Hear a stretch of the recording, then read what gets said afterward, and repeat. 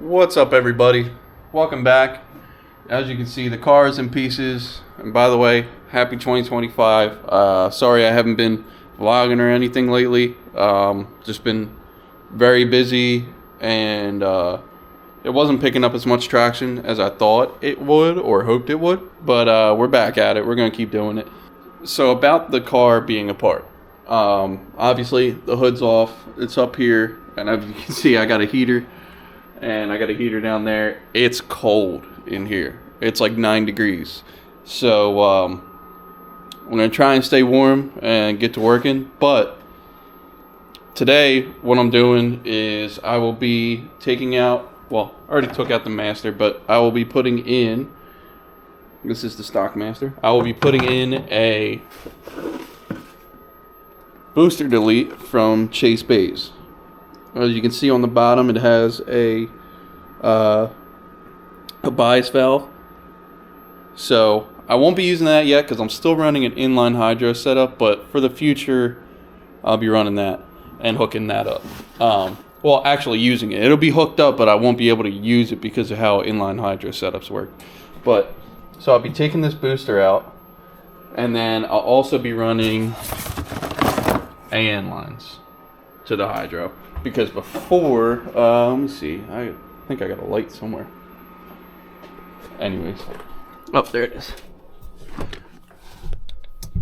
So as you can see, I have hard lines running to it right now. I did this like years ago, and I used what I had at the time.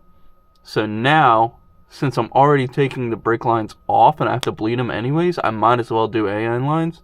So all I have to do is disconnect these, feed the new lines through here the same way, and they should be the same length. I measured, hoping that it's the same length. If it's not, then I got to order more lines. But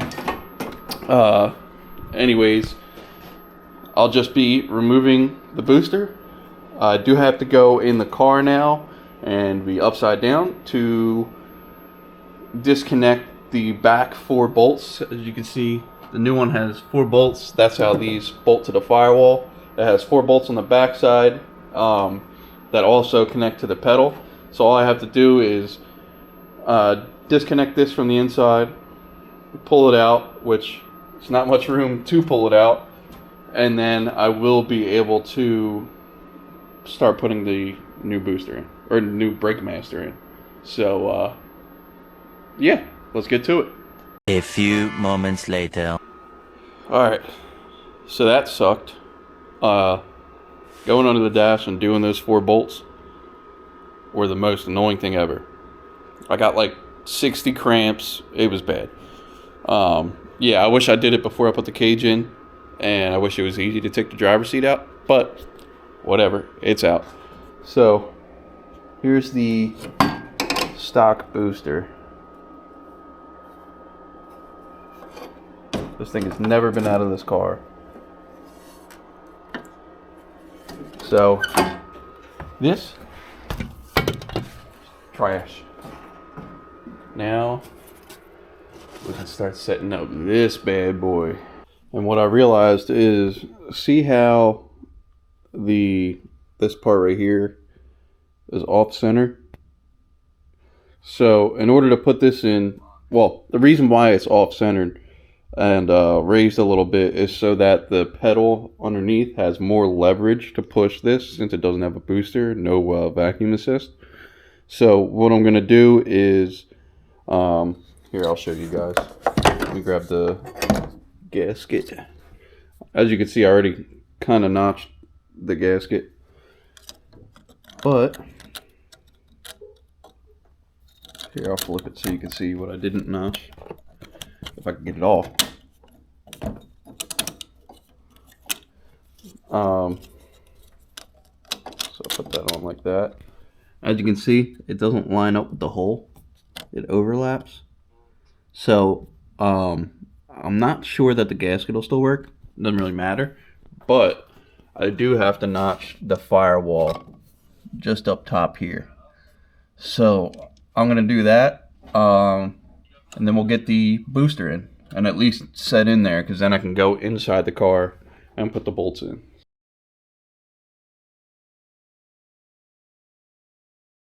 Okay, so now I have the firewall notched. Not the prettiest job, but you know, it'll work. I'm gonna save to do it better once I go to paint the engine bay eventually, as soon as the DE comes out. But who knows when that'll be, because DE won't blow up. Then I got the gasket set up in there. So now this should slide right in. Now it's, as you can see, it's butted right up against the firewall. Now I can bolt it in on the inside and get to putting the brake pedal rod and lines hooked up. Alright guys, so as you can see, I do have the AN lines plumbed, and I do have the booster bolted in. The booster, the master. It is bolted in. The pedal rod is not in because my light died while I was under there, so I just got out. I haven't done that yet, but the lines are routed. They are in. There's the feed to the hydro, and here is the I guess the outlet to the hydro. And I guess I never did a video on how the inline setup works on the Z. But the nice thing is, well, there's some pros and cons to it. The nice thing is that you can just move both of the fronts to one channel, or one lane, I think.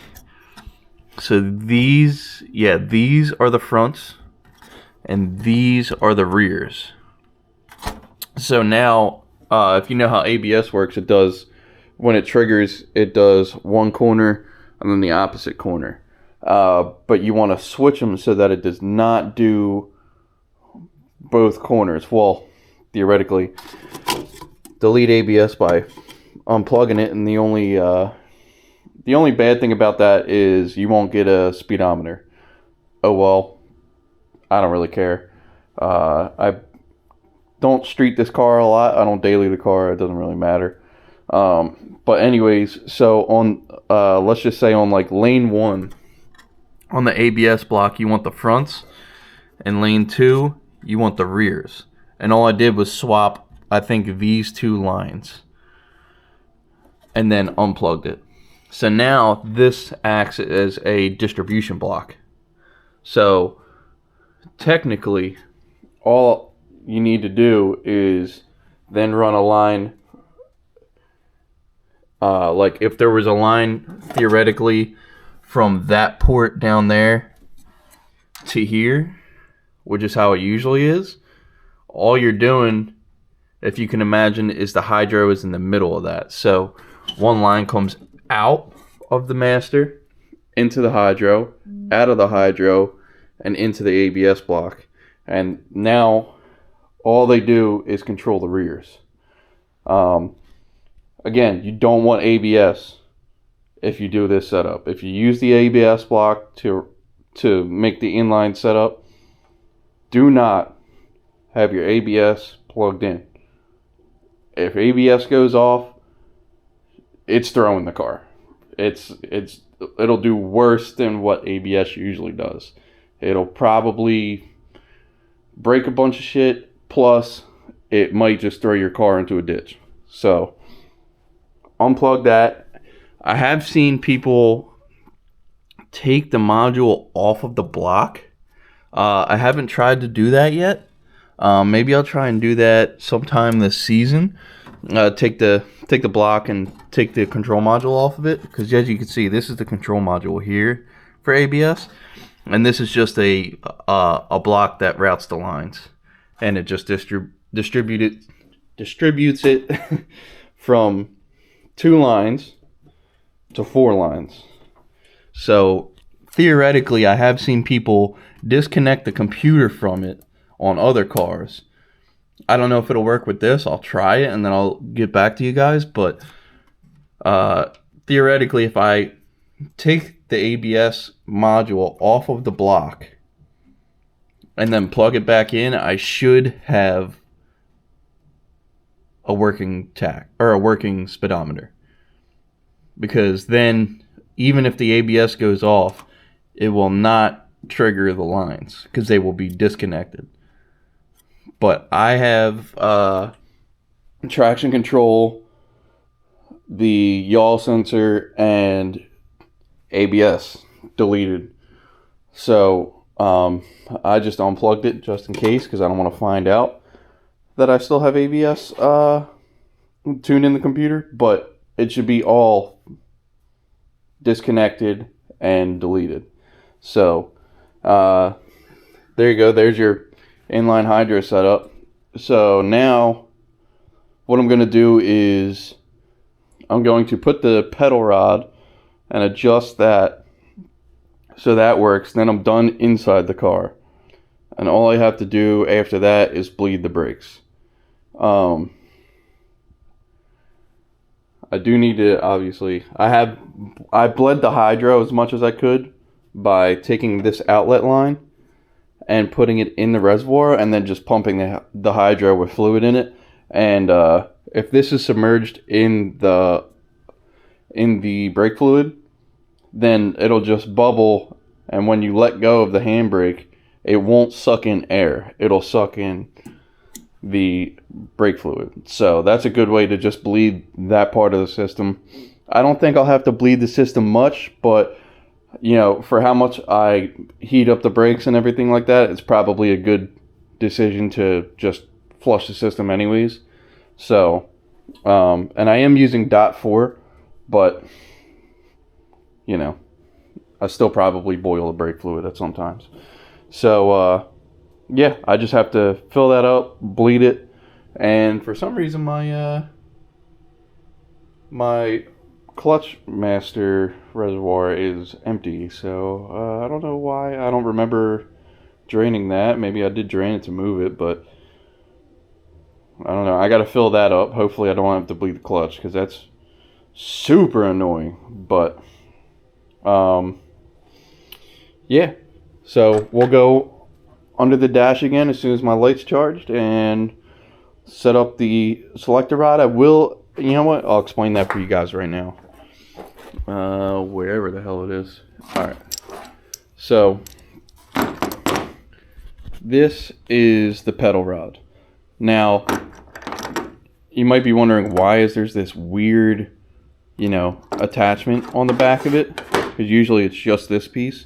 Well, remember when I said the master is like raised a little bit, like where the, like how I had to notch the firewall?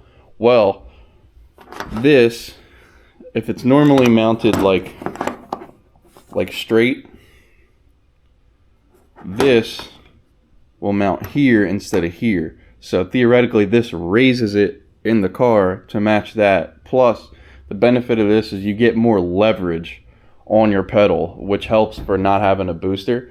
And that's why this kit is really good for having really consistent brakes without a booster, because that's a bigger master cylinder, and with the increased leverage, I think it's like a 6-to-1 ratio increase or something like that. That will make it feel like OEM brakes, but I don't have to worry about running out of vacuum when I'm left foot braking. So this part is the key to having that correct. And then this is what belongs to the master. This is what came with the master. And when I put it in, you can adjust this to where it fits your like pedal throw perfectly, and your brake lights aren't on when your foot's not on the pedal and stuff like that. So that's a good piece. We're gonna go ahead and put that on. Alright guys, we're in the car.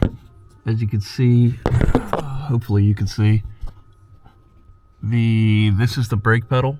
So if you follow this up, it goes right to that rod. As you can see, I have the brake pedal rod on, and it's adjusted all the way to where there is a little bit of play, and as soon as the switch for the brake lights is about to let go and the lights will turn on, that's when I start pushing the brakes. So that's adjusted pretty good, but we'll see. I might have to adjust it more later. So now the brake booster is all set up. The only thing I have left to do is bleed the brakes, but I'm going to wait. It has enough brakes so where I can still move it right now. So I do have to flip the car around to fix this dented door. I have a door to swap out for that. And then, yeah, I can go ahead and bleed the brakes and start wrapping the car. In case you guys didn't know, the car is getting wrapped next year for to match the team. Everybody's getting the same color wrap. And yes, we are sticking with purple. Different purple. A very nice purple is going to be going on this. So no more spray paint. Painted car, but yeah, should be nice. Now I just have to prep the body panels, and I'll probably show you guys, probably post like a small video or a timeline when I start doing that. Hopefully I'll start doing it this week. It's pretty cold in here, so not sure whether or not I want to go ahead and do it in the cold. I've never wrapped in the cold. Hopefully it goes okay. I might do a test piece down here. But then again, I don't have that much wrap. So I don't really want to mess up a bunch of wrap. So I might wait until it gets a little bit warmer. Just so the wrap is more like malleable, I guess you could say. Like, yeah, you use a heat gun. But when it's cold, it shrinks very fast. So yeah, hopefully I'll get to that soon. But until then, thank you guys for watching. Thanks for subscribing. Please hit that like button, and we'll see you guys next time.